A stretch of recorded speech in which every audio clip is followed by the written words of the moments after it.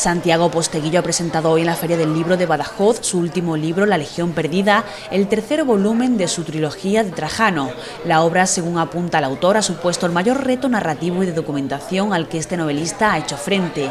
El autor se adentra en este personaje histórico con una profunda minuciosidad, sin ocultar nada, humanizándola al interiorizar sus pensamientos y reacciones y logrando darlo a conocer al público lector. La Legión Perdida está construida con los mejores mimbres de la novela histórica, entrelazada con el suspense del misterio y la memoria de las escenas esculpidas en las columnas trajanas. Pues lo que planteo en La Legión Perdida es un pulso dramático entre ese fantasma de miedo que crea una legión que se perdió 150 años antes de la época de Trajano, y cuando Trajano va a cruzar el Éufrates se da cuenta que sus legionarios tienen miedo y no lo entiende porque siempre los ha conducido a la victoria, hasta que se da cuenta que tienen miedo a terminar como esa legión que acabó prisionera del enemigo. Y lo que se plantea en la novela es quién va a poder más, el fantasma de la Legión Perdida o el carisma y la capacidad de liderazgo de Trajano. Bueno, porque fíjate que es una novela donde no solamente se trata del Imperio Romano, que también, por supuesto, sino de 4 civilizaciones del mundo antiguo a la vez, de Roma, de Partia, del Imperio Kushan de la India y del Imperio Han de China. Y claro, esta confluencia de recrear 4 grandes civilizaciones del mundo antiguo es un reto narrativo importante, pero como veo que ha quedado de forma que está resultando muy atractivo para los lectores, estoy muy satisfecho. La novela está en su 6ª edición, más de 100.000 ejemplares solo en España, y está funcionando también muy bien en América Latina, y esto en solo 2 meses. Entonces parece ser que esta combinación de civilizaciones está funcionando. Bueno, esta novela, la trilogía lo que aporta es que, si bien se había escrito desde el punto de vista académico, desde el punto de vista para el gran público no se había escrito sobre Trajano, y intenta recuperar un personaje que dejó una impronta de muy buen gobierno, no porque lo diga yo, sino porque el Senado romano, cuando elegía a un nuevo César después de Trajano, siempre le decía a ese nuevo César: ojalá seas tan bueno como Trajano. Pues algo haría bien. ¿Qué hizo bien? Pues me lo habréis oído en otras entrevistas, pero no me canso de recordarlo, que era un personaje que administraba muy bien el dinero público, que luchaba activamente contra la corrupción, estaba obsesionado con que los corruptos devolvieran íntegramente el dinero, luego los exiliaba a los lugares más inhóspitos del imperio, invertía en cultura, invertía en justicia, exigía, pero daba siempre ejemplo. Y si había una guerra, iba a la guerra, y si había una batalla, iba a primera línea de aquella batalla y podía acabar herido en combate. Claro, era una persona que conseguía de esta forma, siendo ejemplar, gran autoridad moral. Sí, indudablemente, y políticos de todo el mundo. Tú fíjate que los militares norteamericanos a Trajano le copian la estrategia de que para dominar Irak hay que hacer la estrategia de Trajano, que es controlar los 2 ríos, el Tigris y el Éufrates. Los norteamericanos le copian esa estrategia militar, pero luego llegan nuestros políticos occidentales y, no sé, un George Bush, un Tony Blair, que ya ha pedido perdón, y un tercero que había en la isla de las Azores, que no me acuerdo ahora quién era.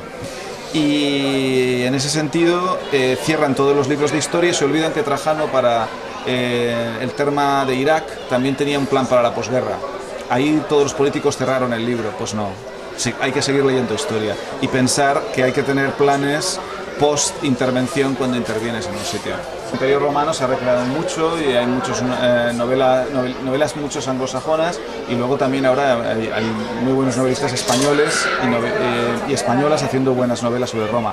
En mi caso, lo que yo procuro es conseguir una combinación de que la novela tenga una parte didáctica, que no es necesario, o sea, una novela histórica puede no tener ningún fondo didáctico, pero yo me lo planteo, supongo que son 25 años ya casi de profesor universitario y la vena didáctica la llevo dentro, y yo pienso que ¿por qué no puede salir un lector o una lectora de una lectura de una novela de 1000 páginas habiéndoselo pasado muy bien y además teniendo la sensación de que ha aprendido historia? Entonces combino esta parte didáctica con que la narrativa sea lo más entretenida posible, y para que sea entretenida una novela de 1000 páginas tienes que meterle intriga, tienes que utilizar, en mi caso, capítulos cortos.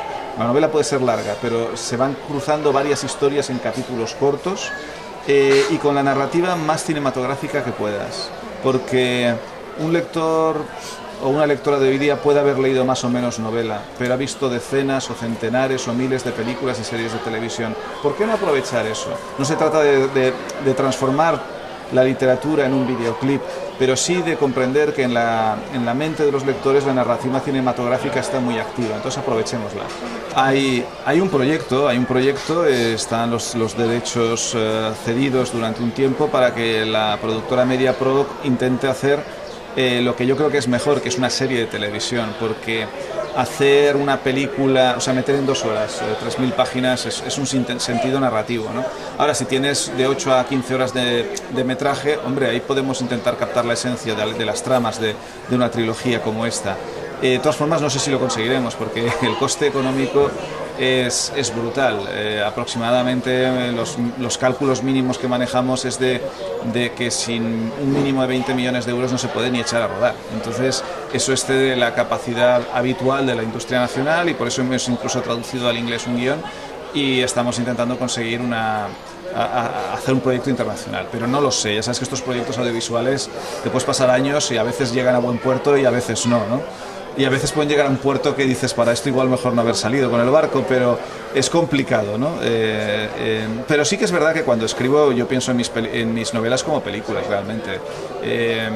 Por ejemplo, las escenas de acción, una batalla, una carrera de cuadrigas, cuando lo hacen en cine, pues no se rueda, la escena de Ben-Hur no se rodó 17 veces, se rueda una vez con 17 cámaras, ¿no? Y luego viene y se hace el montaje, ¿no? Con el director, el montador, etcétera. Yo hago lo mismo en las escenas bélicas, puedo tener varias subtramas, varios puntos de vista en la batalla y redactar cada punto de vista seguido, pero luego los corto y los voy entrelazando, haciendo un montaje que queda totalmente cinematográfico, es la idea.